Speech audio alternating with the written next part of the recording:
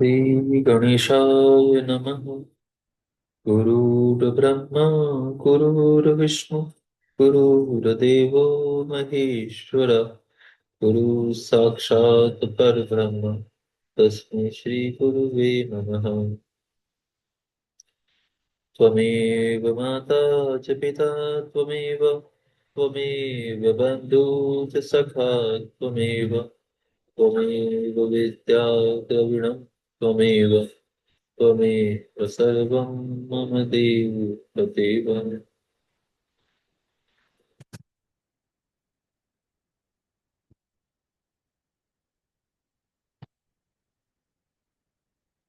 यहाँ से छठा अध्याय प्रारंभ होता है। इस अध्याय में नंदीशा नंदीश्वरावतारण नंदीश्वर के अवतार का वर्णन किया गया है। श्री सनत कुमार बोले, हे नंदीश्वर, आप महादेव के अंश से किस प्रकार उत्पन्न हुए और किस प्रकार शिव तत्व को प्राप्त हुए। हे प्रभु, मैं वह सब सुनना चाहता हूँ, अतः आप मुझे बताने की कृपा करें। श्री नंदीश्वर बोले, हे सनत कुमार, हे सर्वज्ञ, हे मुनि, जिस प्रकार शिव जी के अंश से उत्पन्न होकर मैंने शिवत्व को प्राप्त किया, आपको उसको आपको सावधानी पूर्वक सुनाता हूँ। किसी समय उद्धार की अभिलाषा ने पितरों ने महर्षि शिलाद से आदर पूर्वक कहा कि संतान उत्पन्न करने का प्रयत्न करें। तब शिलाद ने भक्ति पूर्वक उनका उद्धार करने की इच्छा से पुत्रोत्पत्ति करने का विचार किया। परम धर्मात्मा तथा तेजस्वी उन शिलाद मुनि ने अधोदृष्टि एवं मुनि वृत्ति धारण कर ली और वे शिवलोक को गए।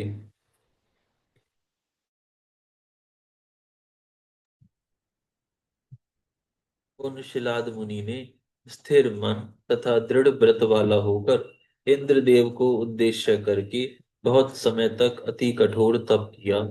तब तपोनिरत उनके तप से सर्वदेव प्रभु इंद्र संतुष्ट हो गए और वर देने हेतु आ गए तथा अत्यंत प्रेम पूर्वक शिलाद से बोले, हे अनग, मैं आप पर प्रसन्न हूँ, अतः हे मुनि शार्दुल, आप वर मांगे। तब शिलाद मुनि देवेश इंद्र को प्रणाम कर स्तोत्रों के द्वारा आदर पूर्वक स्तुति करके हाथ जोड़कर उनसे कहने लगे। शिलाद बोले, हे इंद्र, हे सुरेशान, हे प्रभु, यदि आप मुझ पर प्रसन्न हैं तो मैं आपसे अयोनिज अमर तथा उत्तम व्रत वाले पुत्र की कामना करता हूँ। शक्र बोले, हे पुत्रार्थिन, मैं आपको मैं आपको उत्पन्न तथा मृत्यु को प्राप्त होने वाला पुत्र दे सकता हूँ, इसके विपरीत नहीं, क्योंकि मृत्युहीन तो कोई नहीं है। मैं आपको अयोनिज तथा मृत्यु रहित पुत्र नहीं दे सकता। हे महामुनि, अयोनिज एवं अमर पुत्र तो भगवान विष्णु, भगवान ब्रह्मा तथा कोई अन्य भी नहीं दे सकते। वे दोनों भी शिव जी के शरीर से उत्पन्न होते हैं और मरते रहते हैं, एवं उन दोनों की आयु का प्रमाण भी वेद में अलग अलग कहा गया है। इसीलिए हे विप्रवर, मृत्युहीन एवं अयोनिज पुत्र की कामना प्रयत्न पूर्वक छोड़ें और अपने सामर्थ्य वाला पुत्र प्राप्त करें। हाँ, यदि देवादिदेव महादेव रुद्र आप पर प्रसन्न हो जाएं, तो आपको अत्यंत दुर्लभ मृत्युहीन और अयोनिज पुत्र प्राप्त हो सकता है। हे महामुनि, मैं भगवान विष्णु एवं ब्रह्मा भी अयोनिज तथा मृत्युहीन पुत्र नहीं दे सकते। यदि इस प्रकार के पुत्र को प्राप्त करने की कामना से आप महादेव की आराधना करें, तो महान सामर्थ्य वाले वे सर्वेश्वर आपको इस प्रकार का पुत्र देंगे। श्री नंदीश्वर बोले, हे मुने, परम दयालु इंद्र उन विप्रेंद्र को इस प्रकार से कहकर तथा उन पर अनुग्रह करके देवताओं के साथ अपने लोक को चले गए। वरदाता इंद्र के चले जाने पर वे शिलाद मुनि महादेव की आराधना करते हुए अपनी तपस्या से भगवान शिव को प्रसन्न करने लगे। इस प्रकार दिन रात तत्परता पूर्वक तपस्या करते हुए उन द्विज शिलाद मुनि के दिव्य 1000 वर्ष एक क्षण के समान बीत गए। यह आश्चर्यजनक था। उनका समस्त शरीर वज्र सूच के समान मुख वाले एवं अन्य अन्य रुधिर पान करने वाले लाखों कीड़ों से तथा बल्मीक से ढक गया। उनका शरीर त्वचा, रुधिर एवं मांस से रहित हो गया। बांबी में स्थित उन मुनि श्रेष्ठ शिलाद की हड्डियां ही बची रह गई थी। तब शिव जी ने प्रसन्न होकर नए दिव्य गुणों से युक्त अपना दिव्य शरीर दिखलाया, जिसे कुटिल बुद्धि रखने वाले नहीं प्राप्त कर सकते हैं। तब सभी देवताओं के स्वामी शूलधारी भगवान शिव ने देवताओं के 1000 वर्ष से तप करते हुए उन शिलाद मुनि से कहा, मैं आपको वर देने हेतु आया हूँ। महासमाधि में लीन वे महामुनि शिलाद भक्ति के अधीन रहने वाले शिव जी की उस वाणी को नहीं सुन सके। तब शिव जी ने अपने हाथ से मुनि का स्पर्श किया। तब मुनि श्रेष्ठ शिलाद ने तपस्या छोड़ी। हे मुनि, तदनंतर नेत्र खोलकर देवी पार्वती सहित भगवान शिव का दर्शन प्राप्त कर शीघ्रता से आनंद पूर्वक प्रणाम करके शिलाद मुनि उनके चरणों पर गिर पड़े। तत्पश्चात प्रसन्न चित्त वे शिलाद कंधा झुकाकर हाथ जोड़कर हर्ष के कारण गदगद वाणी में परमेश्वर की स्तुति करने लगी। तदनंतर प्रसन्न हुए देवादिदेव त्रिलोचन भगवान शिव ने उन मुनि श्रेष्ठ शिलाद से पुनः कहा, मैं आपको वर देने आया हूँ। हे महामते, इस तपस्या से आपको क्या करना है? मैं आपको सर्वज्ञ तथा सर्व शास्त्रार्थ वेता पुत्र दे रहा हूँ। तब यह बात सुनकर शिलाद ने शिव जी को प्रणाम कर हर्ष के कारण गदगद वाणी में उन चंद्रशेखर से कहा।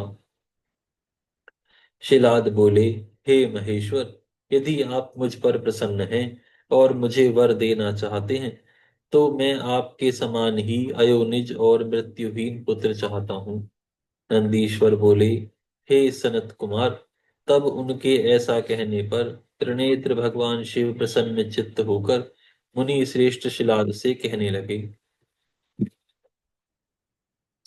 शिव जी बोले, हे विप्र, हे तपोधन, पूर्व काल में ब्रह्मा, देवताओं तथा मुनियों ने मेरे अवतार के लिए तपस्या के द्वारा मेरी आराधना की थी। इसीलिए मैं नंदी नाम से आपके अयोनिज पुत्र के रूप में अवतरित होऊंगा। और हे मुनि, तब आप मुझ तीनों लोगों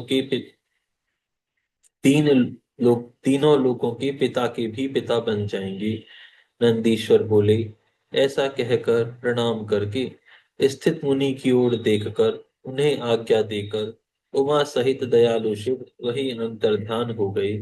तब उन महादेव के अंतर्ध्यान हो जाने पर अपने आश्रम में आकर उन महामुनि शिलाद ने ऋषियों को वह वृतांत बताया।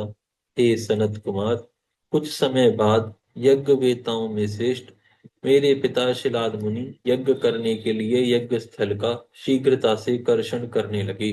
उसी समय यज्ञारंभ से पूर्व ही शिव जी की आज्ञा से प्रलयाग्नि के सदृश दैदीप्यमान होकर मैं उनके शरीर से पुत्र रूप में प्रकट हुआ। उस समय शिलाद मुनि के पुत्र रूप में मेरे अवतरित होने पर पुष्करावर्त आदि मेघ वर्षा करने लगे।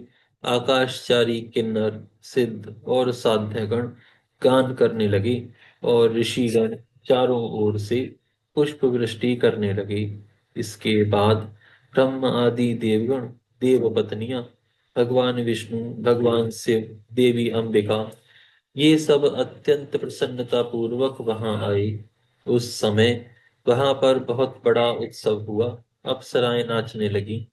वे सभी देवगण हर्षित होकर मेरा समादर तथा आलिंगन करके स्तुति करने लगे। वे लोग उन शिलाद मुनि की प्रशंसा कर तथा उत्तम स्तोत्रों से शिव एवं देवी पार्वती की स्तुति कर अपने अपने धामों को चले गए। अखिलेश्वर भगवान शिव और शिवा भी अपने धाम को चले गए। महर्षि सिलाद भी प्रलयकालीन सूर्य और अग्नि के समान कांतिमान, तीनों नेत्रों से युक्त, चार भुजा वाले, जटा मुकुटधारी, त्रिशूल आदि शस्त्र धारण करने वाले, दैदीप्यमान रुद्र के समान रूप वाले तथा सब प्रकार से प्रणम्य, मुझ नंदीश्वर को बालक के रूप में देखकर परम आनंद से परिपूर्ण होकर प्रेम पूर्वक प्रणाम करने लगे। शिलाद बोले, हे सुरेश्वर, आपने मुझे आनंदित किया है, अतः आपका नाम नंदी होगा, और इसीलिए आनंद रूप आप प्रभु जगदीश्वर को मैं प्रणाम करता हूँ।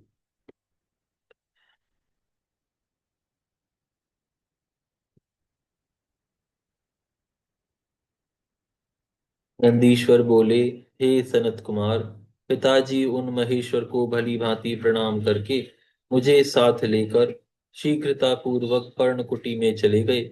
मैं इतने प्रसन्न हुए कि मानो किसी निर्धन को निधि मिल गई हो। हे महामुने, जब मैं यानी महर्षि शिलाद की कुटी में गया, तब मैंने उस प्रकार के रूप को त्याग कर मनुष्य शरीर धारण कर लिया। तदनंतर मुझे मनुष्य शरीर धारण किया हुआ देखकर लोक पूजित मेरे पिता अपने कुटुंबियों सहित दुखी होकर विलाप करने लगे।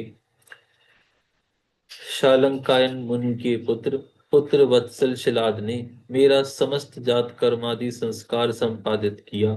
पांचवें वर्ष में मेरे पिता ने मुझे सांगोपांग वेदों तथा संपूर्ण शास्त्रों का भी अध्ययन कराया। सातवें वर्ष के संपूर्ण होने पर मित्र और वरुण नाम वाले दो मुनि शिव जी की आज्ञा से मुझे देखने के लिए उनके आश्रम पर आए। उन मुनि शिलाद के द्वारा सत्कृत होकर सुखपूर्वक बैठे हुए दोनों महात्मा महामुनि मुझे बार बार देखकर कहने लगे। मित्र और वरुण बोले, हे तात, आपके पुत्र नंदी जैसा संपूर्ण शास्त्रों में पारंगत मुझे अभी तक कोई दिखाई या सुनाई नहीं पड़ा, किंतु दुख है कि यह अल्पायु है। अब इस वर्ष से अधिक इसकी आयु हम लोग देख नहीं पा रहे हैं। उन विप्रों के ऐसा कहने पर पुत्र वत्सल सिलाद उसका आलिंगन कर दुख से व्याकुल होकर ऊंचे स्वर में अत्यधिक विलाप करने लगे। तदनंतर मृतक के समान गिरे हुए पिता एवं पितामह को देखकर वह बालक शिव जी के चरण कमल का ध्यान कर प्रसन्न चित्त होकर कहने लगा, हे तात, आप किस दुख से दुखी होकर कांपते हुए रो रहे हैं? आपको यह दुख कहाँ से उत्पन्न हुआ? मैं उसको यथार्थ रूप से जानना चाहता हूँ। पिता बोले, हे पुत्र, तुम्हारी अल्पावस्था में मृत्यु के दुख से मैं अत्यधिक दुखी हूँ। मेरे दुख को कौन दूर करेगा? मैं उसकी शरण में जाऊं। पुत्र बोला, हे पिताजी, देवता, दानव, यमराज, काल अथवा अन्य कोई भी प्राणी यदि मुझे मारना चाहे तो भी मेरी अल्प मृत्यु नहीं होगी। आप दुखी ना हो। हे पिताजी, मैं आपकी सौगंध खाता हूँ कि यह सच कह रहा हूँ। पिता बोले, हे पुत्र, वह कौन सा तप है, ज्ञान है अथवा योग है, या कौन तुम्हारे प्रभु हैं जिससे तुम मेरे इस दारुण दुख को दूर करोगे?